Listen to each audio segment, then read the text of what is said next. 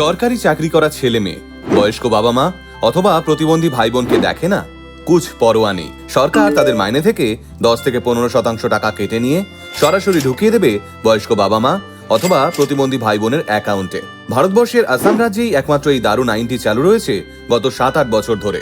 আইনটির নাম প্রানাম, যার পুরো নাম parents responsibility and norms for accountability and monitoring act. এই আইন অনুযায়ী যদি আসামের কোনো রাজ্য সরকারি কর্মচারী তার বাবা মাকে উপেক্ষা করেন বা তাদের আর্থিক সহায়তা না করেন, তাহলে মা বাবার অভিযোগের ভিত্তিতে তার বেতনের নির্দিষ্ট অংশ কেটে নেওয়া হবে।